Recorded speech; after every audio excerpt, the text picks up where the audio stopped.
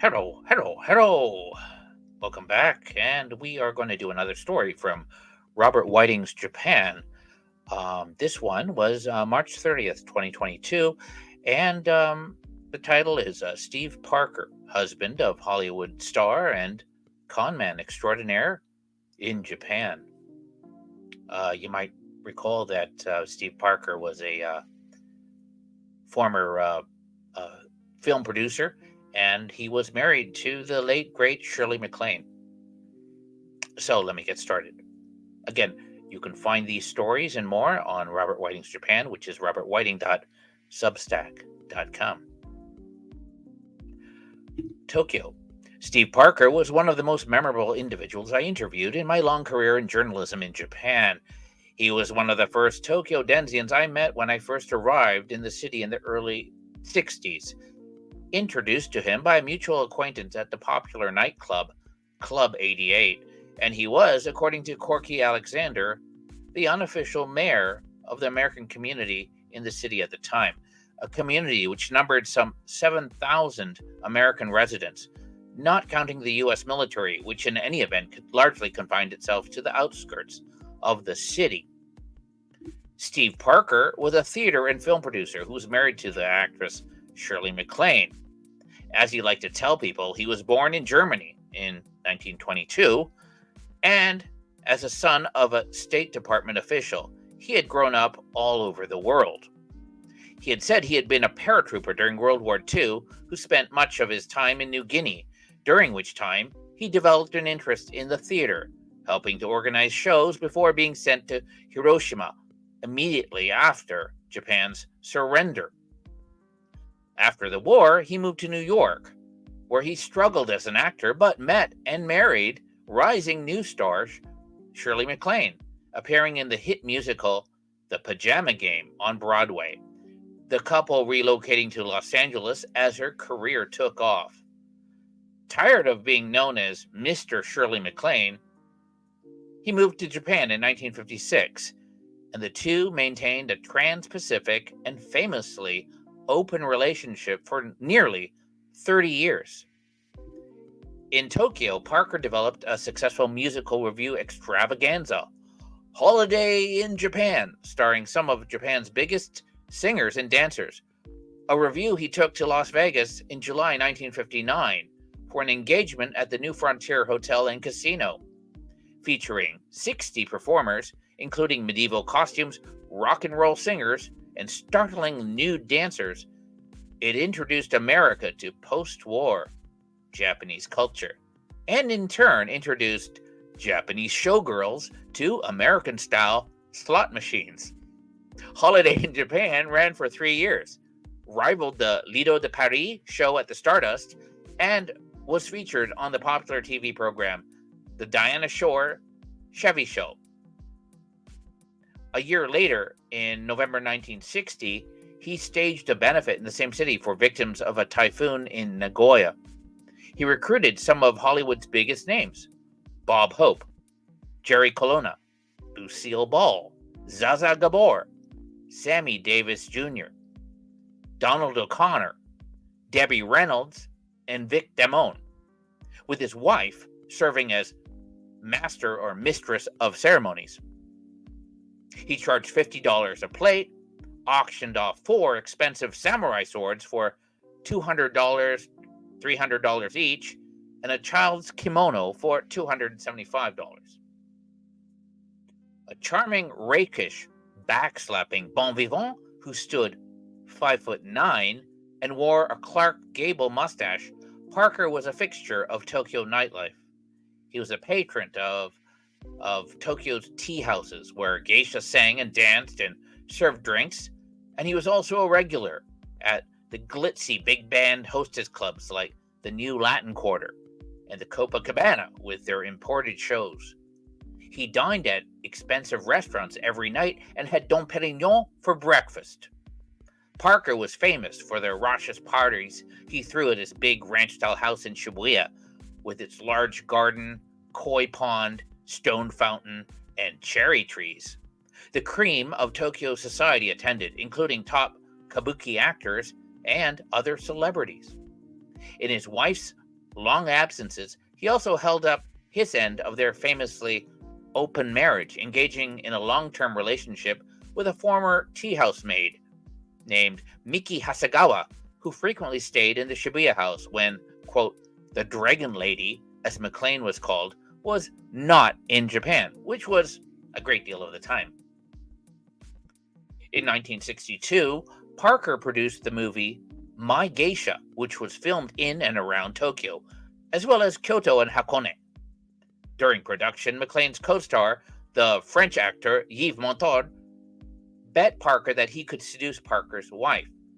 Parker lost the bet, as MacLaine, unaware of the bet until it was too late, and the Gallic heartthrob went on to have a steamy affair. In 1958, his 2-year-old daughter Sachi, by Shirley MacLaine, came to live with him. As the story went, Parker had gotten word that a mafia boss was planning to kidnap Sachi as a means to appropriate MacLaine's talent, and Shirley agreed with her husband that Sachi would be safer in Japan. The daughter lived in Tokyo until the age of 12, attending the prestigious private Nishimachi K-9 International School. They had a magnificent Akita Husky named Taiho, after the grand champion sumo wrestler. Parker also had a permanent suite in the Halekulani real estate on the Big Island of Hawaii, a chalet in Italy, a yacht in the Mediterranean, land in Nasu, Japan, now surrounded by golf courses and ski resorts. In 1965, he produced another movie starring his wife, John Goldfarb, Please Come Home. However, the unofficial mayor also had his dark side. He was also a serious drinker. According to Al Shattuck, proprietor of the Club 88, he was better known as a disagreeable drunk in most of the clubs, especially the Copacabana. A drunk and a troublemaker. Knowing Steve as I did, I find it hard to believe that Steve ever did anything for charity, and I find it hard to believe that he had a charitable bone in his body. Parker told conflicting stories. He told his wife that he was a son of a diplomat stationed in Germany, but he told Corky Alexander that his father, in fact, was a sea captain and that he had won a battlefield commission in New Guinea. And his life was shrouded in mystery. A business associate of Parker's, Howard Barron, one-time president of the American Club, who was fired for embezzling funds from that institution, was found dead in Parker's Hong Kong office, shot to death while working for the infamous black market group Kaki Mafia. In the autobiography Lucky Me, written by Parker's daughter Sachi, she described how he paraded around the house naked and sometimes invited his daughter, still in primary school, to sleep in his bed with both of them in the buff. She said he once took her to an all-male bar where the waiters were naked and stirred cocktails with their genitalia. She also recounted episodes of violence, watching her father erupt in anger and brutally attack a girlfriend with his fists. She said she discovered after many years that her father was simply a con artist, albeit one with great skills of persuasion. In Lucky Me, she described how he tricked his MacLaine into believing he was a clone of an extraterrestrial named Paul, who was the real father of Sachi, and persuaded her to send him $60,000 a month to support a secret NASA mission in hyperspace, 43 light years away from the Earth, of which Paul was a vital part. MacLaine, who long believed in extraterrestrial life as well as reincarnation, swallowed the story completely, according to the daughter. Convinced she was helping the government of the United States defend itself against aliens, MacLaine made the payments every month for 24 years, sending the checks directly to Parker, thinking he was forwarding them to his NASA contact, not realizing he was using the money to fund a lavish lifestyle for himself and his Japanese mistress. When the actress finally realized the truth in 1982, she stopped payments and filed for divorce. Just before he died in 2002, Parker admitted to his daughter that it had been one giant con. MacLaine called her daughter's autobiography almost all fiction. However, In one of her own books, My Lucky Stars, published in 1995, 13 years after divorcing Parker, she described her ex-husband as a con man and a cheat who was not the son of a diplomat but a cobbler who had never been a paratrooper or seen battle and was not one of the first troops into Hiroshima as he had claimed. She said he had squandered the millions of dollars she had deposited in their joint account and left her bankrupt by her mid-40s. She quoted a channeler as first alerting her to what her husband was really like during a spiritual channeling session, living a life in Tokyo during her absence of too many parties, too much liquor, too many geishas, and too much reckless immorality.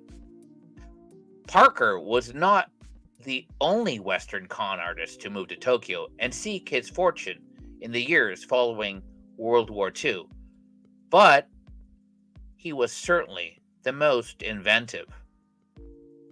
The end. Okay, that concludes Robert Whiting's Steve Parker, husband of Hollywood star and conman extraordinaire in Japan. And oh, by the way, Bob will be coming out with a new book in 2024, and it's going to be about con men, gamblers, cheats. I think the title is something like that. I can't bring it from the top of my head, but maybe I'll put the links down in the video description. I hope you enjoyed this. If you liked what you heard, please check out Bob's Substack, robertwhiting.substack.com, and also please like and subscribe. And again, as always, if you have any requests from the Bob Whiting archives, it can be from the Substack or even from, excerpts from Tokyo Junkie. That's one of his latest books that deals with him, his experiences when his love affair with Japan and Tokyo when he first came, I think in 1961 with was it Uncle Sam? So CIA and also NSA, and he was over in Atsugi. I think I read a few stories like that. Later on, he used the GI Bill to secure his college degree from Sophia University, and I think his thesis was on the LDP, the Liberal Democratic Party, the ruling party. Yeah, and that's where he, even as a student, ran into people like Jiro, the Okinawan Sumiyoshi Kai Yakuza soldier. I remember, God bloody, it was like it was maybe 2012. Bob was doing a presentation to the Japan Society in New York, and there's this great story about him running into this Sumiyoshi soldier named Jiro, and the problem was there wasn't a photo of him, obviously, so I think I slipped in my own photographs, and I didn't think anything about it, but I had two friends who were attending the presentation, and suddenly, they're listening to Bob speak. He's talking about Tokyo underworld, and he's talking about gangsters, and he comes to the story about Jiro, and then suddenly my ugly mug pops up, and they were laughing. I think Bob noticed it because they were in the front row. It was Joanne and Ryan, and I think Bob kind of stopped, and he said, "Oh yeah, that guy, yeah, he's a friend of mine." He goes, "He's really fucked up," and so that was kind of funny.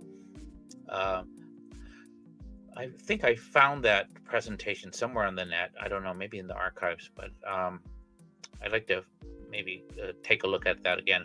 But basically, the story with Jiro was this: he was in Okinawan. I think Bob had met him in one of the bars, maybe where they take sports bets or something like that. Anyways, the guy kind of explained. He goes, "Hey, Japanese look down on guys like me because we're from Okinawa, and people hate you because you're a foreigner." And he goes, "So let's you and me be friends." And so was the start of a beautiful friendship, kind of. They go drinking, and Bob also wrote how sometimes, the guy would spaz out. He would brutally beat up somebody because a taxi driver passed him by, beat the shit out of him, and then later he'd be kind of reminiscent. He'd be kind of regretting it, and he's going, "I'm human trash," and he cut himself, stuff like that. But one night, I think Jiro, I think he even gave Bob a job offer, and of course he kind of turned it down. But one night, I think Jiro came to his place and he goes, "Hey, I need to borrow some money or whatever." And Bob happened to have, like, I don't know, in those days, maybe $3,000. Gave it to him. Never saw him again. So that's why we don't have any photos of him, and that's why I use mine. Anyways, I hope you enjoyed this, and have a good day.